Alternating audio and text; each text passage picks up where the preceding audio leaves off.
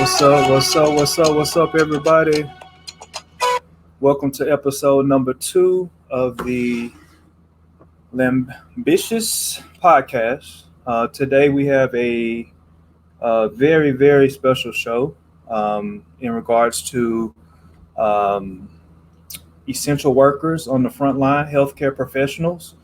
And so I am one of your hosts, Lloyd Lindley, aka Chip with Lamb Services. We also have Mr. Patrick Doc Francis. How's everybody Also, doing? so man, how's your week been going? My week's pretty good. We had a good time over the weekend at the event, Muscle Your Vote. So everything went great with that, and so far just working, steady grinding, and we're ready for the next project. Yes, sir. Yes, sir. And we also have our lovely host, Miss Ambitious Brown, with us as well. How's your week been so far? So far, I'm having a very weird but good week. But it's been good overall. I'm trying to get my camera. I don't know why I'm so blurry. But hey, y'all. Hey, What's up? hey, hey. Hey, So hey.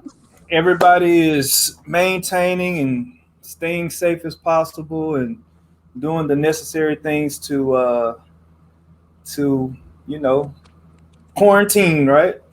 For Yeah, we sure.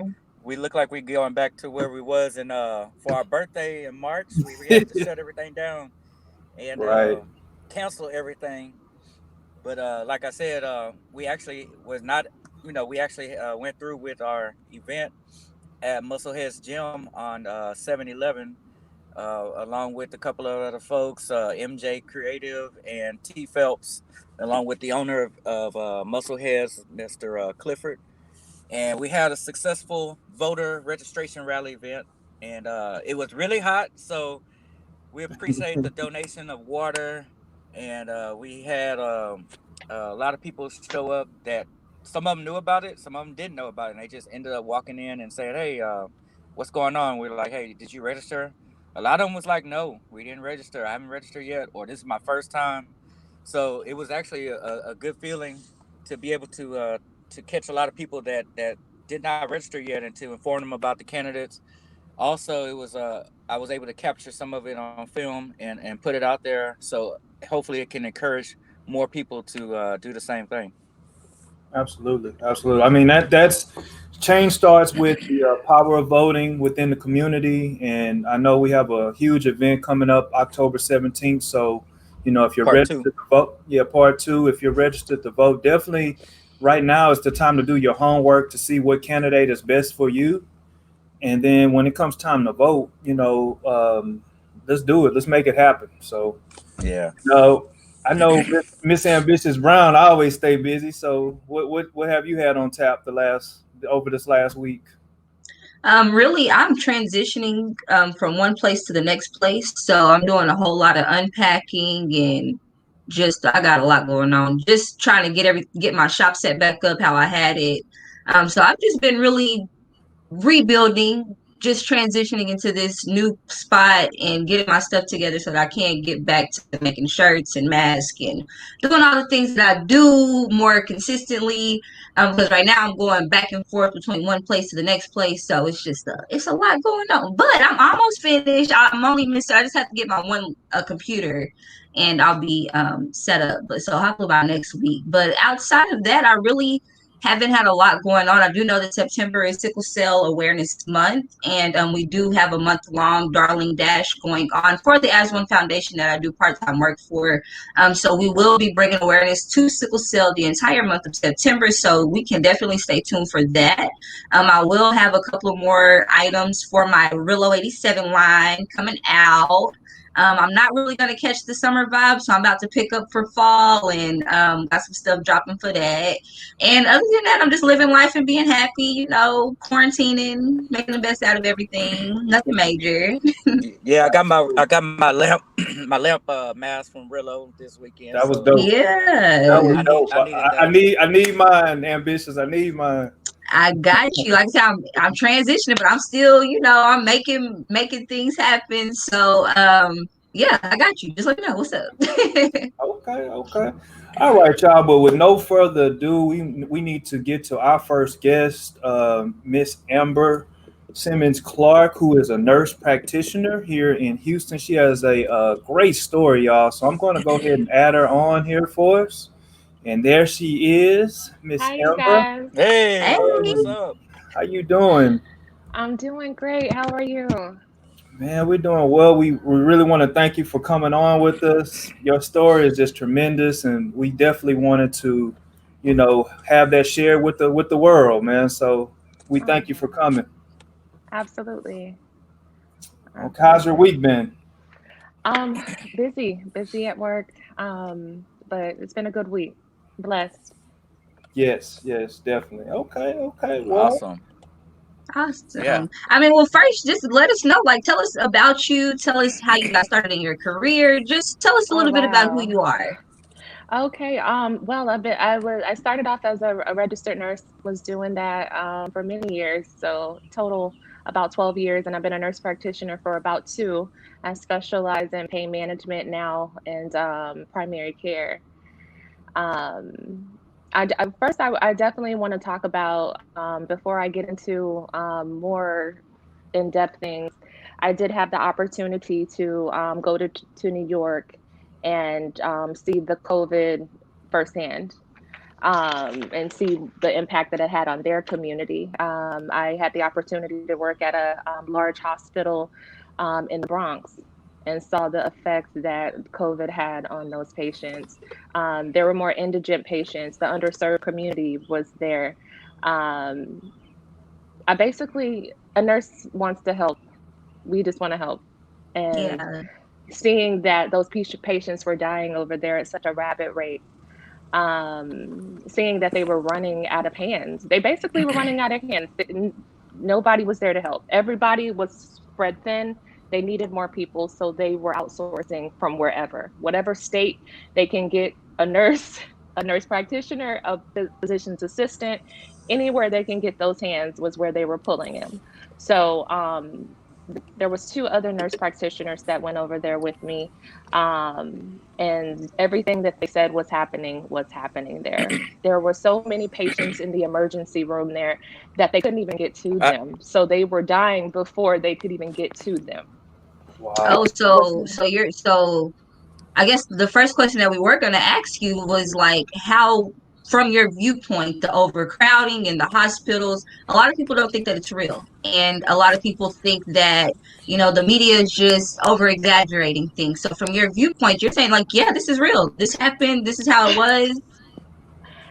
Ambitious, it is exactly like that. It was exactly like that in New York, and I'm sad to say it is exactly like that here now in Harris Mm, County, in Texas, and in other cities within Texas as well. Um, now that we're talking about that, let's talk about the statistics.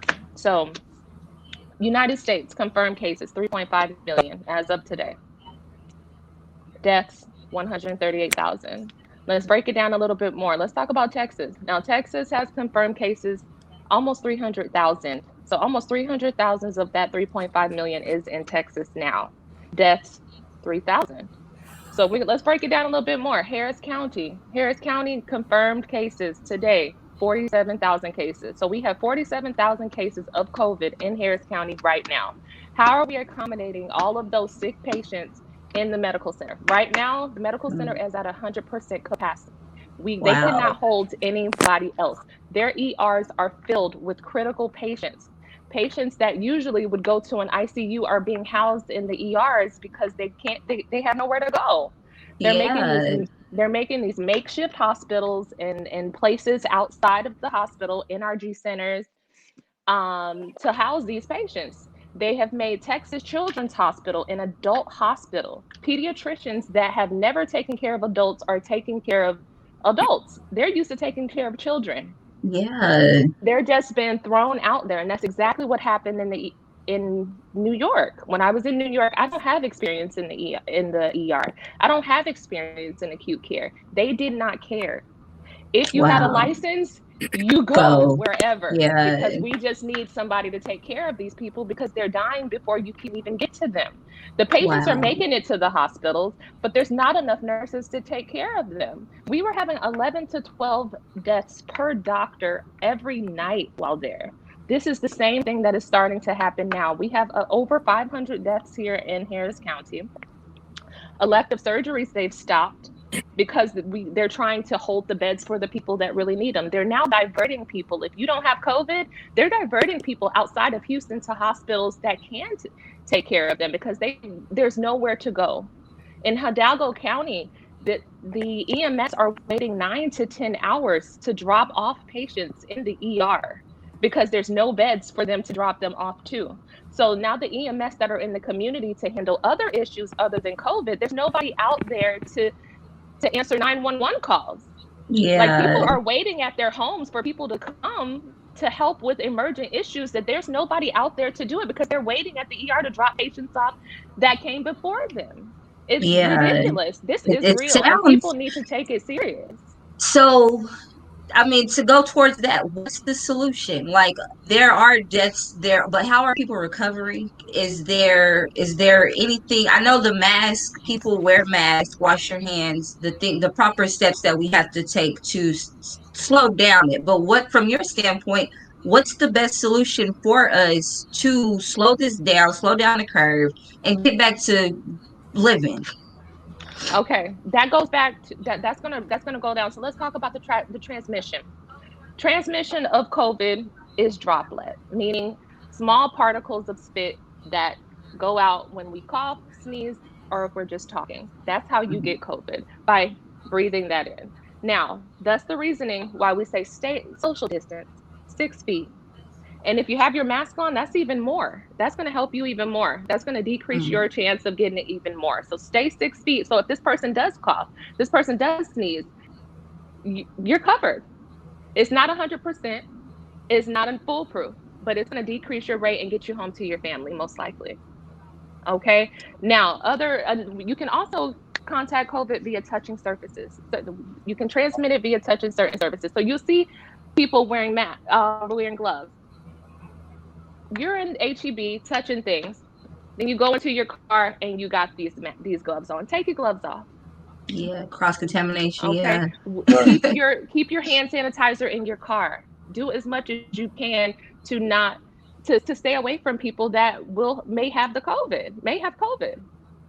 Stay Okay. out of big large places if you don't have to go. Right now, until we get this under control, stay away. Stay home. We need people to stay home so we can lower the curve. Okay. Now, when you say that, immediately my thought goes to August is coming, school is about to open. And I don't Right. think they're going to not close school. I think they're going to go full fledged and allow these babies to go into this unknown environment. Do you think Mhm. it's too soon? Do you think they should stay? Should we stay in quarantine even longer? Or do you agree with the government? Let the kids back in. No, absolutely. I do agree with virtual learning. I actually have been following this very closely as far as what's going on with the schools. And there's actually a lot of schools here in Harris County that have already deemed that they're going to continue virtual learning for these kids at least to after September. So that's going to give us some time to see if we can get this under control a little bit better and then reassess this issue. I do not agree with these kids going back to school. How can we have these kids going back to school and we still have our churches closed? How can we put our kids in that situation? I have a 16-year-old son and I would never send him back to school in I this don't have situation. kids, but just thinking about my nieces and my nephews, and they have to be into this environment, and not everyone have the proper tools to, they may not be fortunate enough to have sanitizer or be able to properly clean themselves, and you're throwing them back into an environment that's unknown. And like you said, the churches are still closed. There's things that are still not open. How I feel like, how dare they? How dare Absolutely. you be like, yes, yes, we need to go back to work. We need to open the economy. Let's put the kids at risk. And I do not agree with it at all. Like, not at all. Absolutely. Absolutely not. Absolutely not. I agree. So we have to do the most that we can to protect ourselves, to protect our children. Um, wear your mask. Wear your mask. Three masks. Stay home if you don't if you don't have any, if it's not dire, don't go. Right now, it's just not the time. We need to take this seriously. I know there's a lot of people not wanting to wear their mask. They don't. I don't know if it's they don't understand the reasoning for it. I hear the CO2 things. What's up with the CO2? Like the buildup. What people saying they don't want to wear these masks because it's building up CO2. They're getting dizzy. Quite honestly, when I was in New York, I wore that mask 12-hour shifts. We have doctors here now that have been wearing their masks for 8 hours, 12-hour surgeries. Where is this coming from? People are Mm, so resistant to wearing these masks, saying we're taking away their rights. Do you want your rights, or do you want something live. To more live. Yeah, serious? Like to live. I don't understand. Right, right. Like I hate to be insensitive to that, but I want to protect myself and my family. And people don't understand. It's not just about who you've been around. It's about where that other person's been around as well. It's just And gonna where they're keep going. where exactly you're going to see your friend. Who has your friend been around? Question that. Are they safe when they wear their do this? Does your friend wear a mask? That'll let you know how they are when they're around other people because they could have contracted. And not everybody's symptomatic. We have a lot of asymptomatic people that have Mhm. contracted the coronavirus. It's And not they're just not, and I and want to that's the make sure that scary I make part. right exactly. And I also want to make it clear that it's not just the patients that have underlying conditions that are getting sick. In New York, I Mhm. saw many people that were like me and even younger, 31 years old, dying. So Mm-hmm. we need and had no underlying condition or had never got it diagnosed because we have to understand just because you don't know you have something doesn't That mean you don't part. have it. You just never been That's very diagnosed. true. It's just unknown So to you, but you have it. Yeah, very true. exactly. So Yeah. they So we need to I have a quick question then to you for you then, Amber. So would you say it's responsible? Because I know I posted earlier this week about testing for COVID-19, right? And I mean, this is strictly opinion, but I was like, I feel that it's responsible, not like what you're saying, not so much even for myself, but the people that I'm encountering. I have elderly parents, I have a child that's asthmatic. So I would feel terrible if I had COVID-19 and just was walking around asymptomatic and didn't go get tested and then quarantine myself at least to where I wouldn't be around anyone before the symptoms got better. So would you suggest that people get tested in your opinion? Is this strictly opinionated? absolutely. I recommend that everybody get tested. At this time, we have federal funding right now. Let's think about let's keep that in mind as well. Right now, we have federal funding. Donald Trump is trying to pull that funding from us with FEMA, and the people that are bringing the free tests to us. So it's the best time right now to get tested, and it's very diplomatic for you to do that because you are in contact with people that are in that community with having those issues. My son is asthmatic as well. I battle cancer myself, so it's very important for us to make sure we're not around people and for people that are asymptomatic to go get tested so they know so they're not a kid because they're a carrier. You would be a That, carrier, so I applaud you. Thank you. Definitely, and definitely. I saw that post. I saw where people were like going at you, like, "Why are you doing it? You're not. If you don't feel sick, then why are you being tested?" But whenever you break it down, like as of you're protecting everyone around you, you don't know if Exactly. you're asymptomatic or not. So it's the responsible thing to do, as you were saying. So kudos to you for putting that out there and getting the feedback that you was getting. That's because people don't know. We're not aware. There's so many things that we just don't know. Just don't have a clue. Right, So right. Absolutely. Absolutely. what Um, I think go ahead, ambitious. I think, do you have any like last things you want to leave with us? Anything, any positive, No, anything else that you have going on before we switch on to the next guest? no, ambitious. I thank you so much. I just wanted to again let everybody know. Please wear your mask, social distance. If you have to go out, if you don't have to go out, please stay home so we can get this thing under control. I appreciate all the hard work that you're doing out there. Thank you for being in the front lines of all of this. Definitely, like you say, it's needed, and I appreciate your service. I really do. Thank you so Definitely. much. Thank you for Yes, coming. Be thank safe. you. Thank you. Bye, you guys. All right. Bye bye. That was What you do tremendous. with I that? mean, yes, that was. She dropped some nuggets on us, and I mean the fact that she's been in not only New York City but in Houston, both of the epicenters of the virus in America. You know, Yeah. that's commendable. I don't know if I'm brave enough to do that, but I know I'm not. I can't be around. I'm so scared of sick people. Like blood, all of that make me so queasy. I'm not about that life. So that's why I'm like, kudos. I know right. I'm not the Yeah. one. I was just talking about that today. Like everybody's not, built for everything, and you have to No. know it. And so I'm like, people that can do it, I salute them for definitely. Yes. So, And give them everything that they owe. Pay them, exactly. treat them Yes. right, give them time Yes. off. Yes, treat them Yes. right. Yes, because I Yes. can't. I Yes. wouldn't do it. I could. No, I'm not. I'm not about that Yes. life. So, Me neither. But so we we got have, somebody else. yes, we have our next guest who is a registered nurse. And she has also, I believe she said she's worked in the ER as well firsthand. Her name is Yvette Johnson. Let me go ahead and bring her on. And there she is, the Miss Lovely Yvette. Can you hear us? Hi. Hey, Hey, how you how you doing, doing? Miss Yvette? I missed the doctor who was on, right? She's gone. Amber, the nurse practitioner. Yes, Amber. She was our first guest. She had actually went to New York and Okay. was telling during back in March and April when it was at the epicenter. Now she's back home and we're the epicenter. So it's I know, been right? it's, I had some friends that went to New York and now they're back home and like, oh, okay. So yeah. here we go again, right? So Hmm. Yeah, so man. she dropped some nuggets. We're grateful to have you as well. I know your story is you've seen it firsthand as well, right? Yeah. Well, I work in the emergency room and I work on a COVID unit sometimes. Yes. Wow, So, wow. what's that like? Like, let us into your world. Tell us how is it?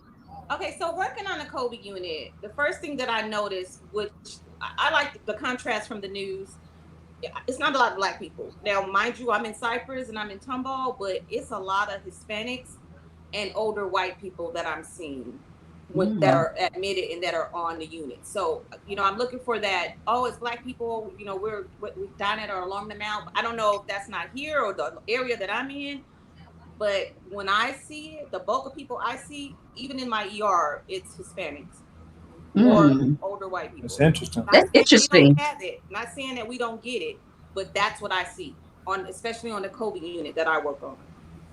Okay. That's very interesting because if you strictly listen to the news, they would you would probably presume that it's specifically affecting the African American community, Right, and and we're dying at a faster rate than everybody else. that's why it So stood you out to saying, me. Like, where's all these black people at on this unit? Like mm, we hold on the unit that I'm on 20 patients, and we're full all the time. And one day we only had one black person, and he walked out of there fine. I mean, we sent him home, and yeah. I'm not seeing it. I'm not seeing the numbers like they say they are as far as us. Like I said, I'm in Cyprus and I'm in Tomball. But we It's out there barely too. that. I mean, you know, Yeah, we out there yeah. too. I'm just, so I just want to be like, I don't want to say we're not getting it, but the really sick people that I'm seeing have not been African that. Americans. Hmm. Okay, that's really interesting, especially you're on the front lines every day. So that's very interesting. Um, I guess my next question is what kind of precautions are you taking specifically before you enter into your workplace? Like how are you protecting yourself? And it's another thing too, like, okay, they keep changing what we need to wear. They change what we need to wear based on their finances. So Mhm. at first started off, you need your N95s, you need this gown, you need top to head to bottom coverage. Now that we're how many months in? Now they're giving us paper gowns. Now we don't need an Right. N95. Now they're changing what we're used to as far as isolation. Now in at Tomball, we don't even treat it as airborne, which they never said it was anyway. But at first they started out treating it that way. Well, it's more expensive to run all those rooms like that. So now they don't treat it like that. They used to give us the protective plastic coverings. Now they don't change it to paper. Saying, oh, you don't need the plastic. Now they give us the paper gowns. And as far as me, being a nurse, I've always encouraged my children to wash their hands when they come in the Mhm. house, or I've always hand sanitized everything or wipe stuff down. I don't do anything extra. I haven't changed what I normally do. I haven't did Mm. anything else. That's I mean, is that like a I don't know, is that like a personal or you just don't feel the need to do anything more extra? I don't think I can do anything else extra. You know, like Mm. I said, I work on the COVID unit. I wear that mask for 12 hours. I wear it when I go to the store. I have a 17-year-old that still goes out and plays football and still very active and doing his thing. I don't think I can do anything else to prevent it if it's coming my way, and then I can't think. I don't think there's anything else I can do to stop it. I Okay. honestly feel like that too. Hmm. So I guess a question I would have for you, Yvette. So if someone contracts COVID-19, what are some of the most effective treatment, or what are you telling people? Because I know that what they're telling people is they basically just send you back home. So, like, what are Hmm. some the most effective things a person can do if they get it? Because it's not a death sentence, right? It's just No, it's not. It has a very low mortality rate. What I tell everybody from what I hear and what I see is it makes you not want to move due to the fact it feels like you can't breathe. So the number one thing I tell people, most definitely, you can buy a post ox, buy one of those. You can have one of those at home. You can get that at Walmart, any drugstore where you get the little post ox, you wear it on your fingers, and it checks your oxygen levels. So the main thing I really tell everybody is to move, even if you got to sit up. I know you have to get up and go to the bathroom, but just don't lay there. You know, you got to keep moving. You got to keep moving. I believe getting outside, fresh air. I believe in a lot of holistic stuff. You got to take your vitamins and your zinc because there's really no cure for it. It's a virus. It's the same thing. We can treat your symptoms. We can treat your cough, everything else. We could treat your body aches with some Tylenol, but there's really nothing we can do for you. But I really like encourage people, even the patients, to you got to be mobile. I need you to get out the bed. I need you to try to sit up on the side of the bed. I need you to Mm. keep moving. I don't want you to lay there. You know, just oh, move around. Most definitely, build your immune I, system. You got to stay active. Now I know that there was an article that I was reading. I want to say it was posted by the New York Times or the New York Post or something of the other. But they were in New York. They were using vitamin C drops in Hmm. the IV to help boost the patient's immune systems, and Hmm. that was what was helping speed up the recovery.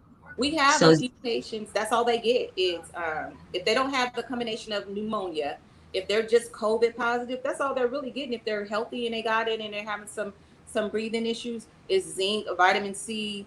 They may get some steroids, but that's pretty much it. Other than that, we treat whatever symptoms. If they have a bad cough, we'll treat the cough. There's really nothing else to give them.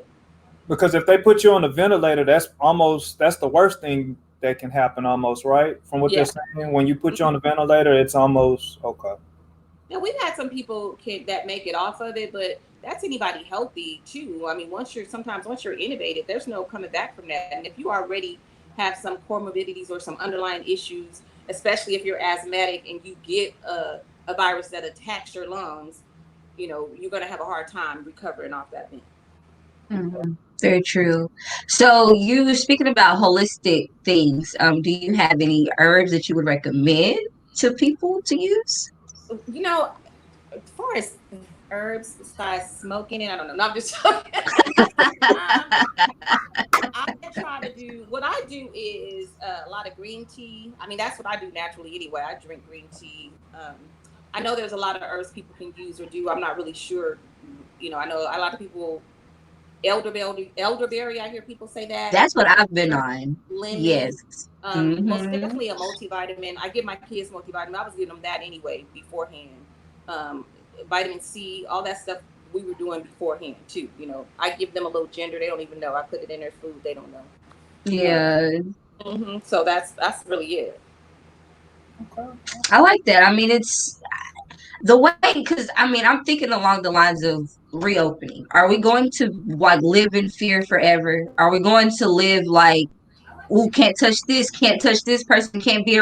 Is this going to be every single day life, or are we going to find ways to live within the society and be safe, social? And but it's like the panic of it all. I feel like it's a little much, but I feel like we can't be scared forever.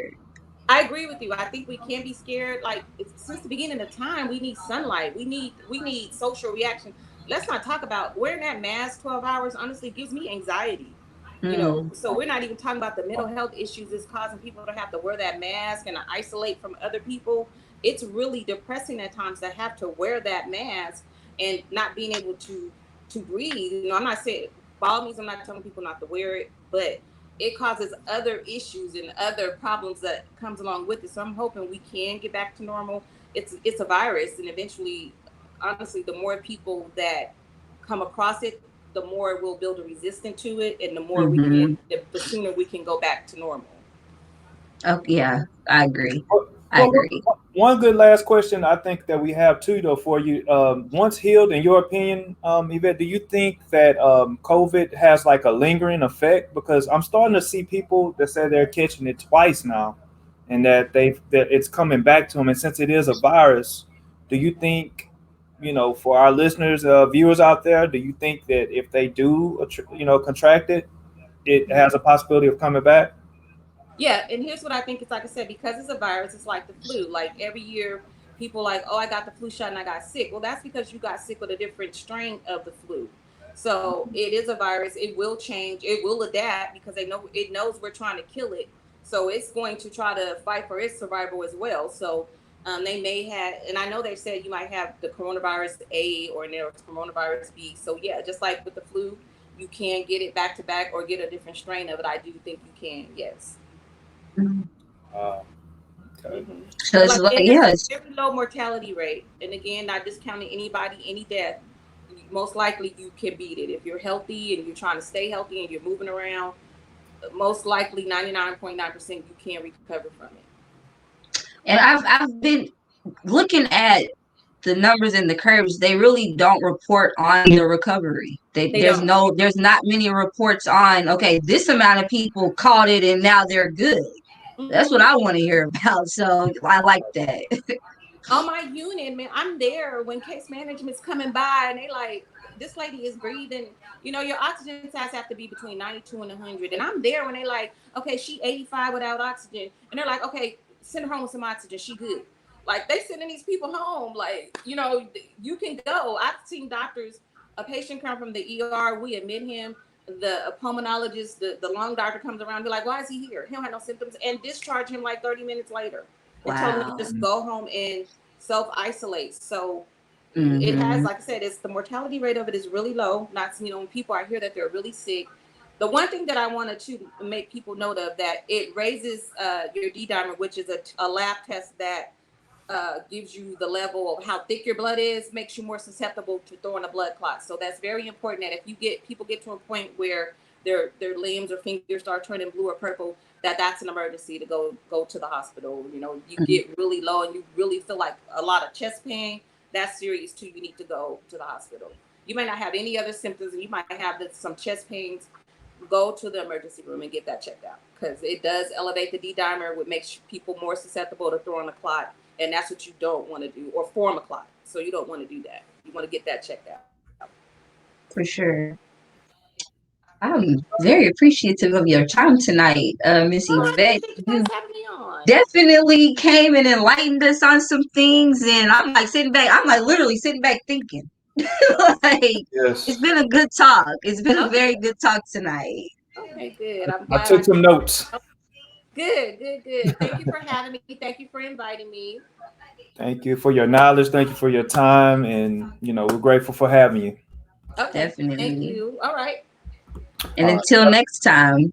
See y'all later. You say. All right. Be safe. Okay. I don't know how to. I don't either. Like Oh. I was about to call my son and be like, Oh yeah, you can. I think it's like leave. Yeah, there you go. Leave studio or something. Yeah. Yeah. All right. So, with that's some great topics. I really believe that we need a part two with if we can have some victims, not victims, that's bad. We can Victims. have some survivors of COVID. I didn't mean to say that. If we can have some survivors, Oh, babies, they're not victims. They just survivors. so we can have some survivors talk about their experiences, talk about the symptoms, talk about what things they what measures they took in order to get healthy, and is it still lingering with them and everything, considering the knowledge we have today. So that's definitely part two. Any little tidbits where we can find you at, Miss Ambitious, where our viewers can find you at? Oh yeah, y'all can follow me at Ambitious Brown, literally everywhere. Facebook, Instagram, all of that fun stuff. And you can follow my clothing line. I don't know if y'all can see it, Real 87. Like I say, I do have some things coming for the fall. I didn't quite get summer taken care of, but it's okay. So yeah, RILLO 87 on all platforms, or Ambitious Brown. Follow me. All right, that's good. With us, we're Lamp Services. So you can follow us on Facebook at Lamp Services. On Instagram, we're Lamp CSLLC.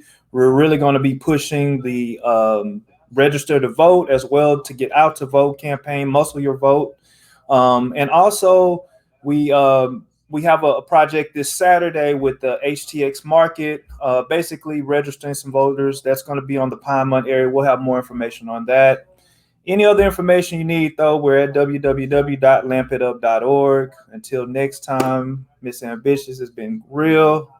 All day. I'll let you. All right, take care. Great All show. right. Bye bye.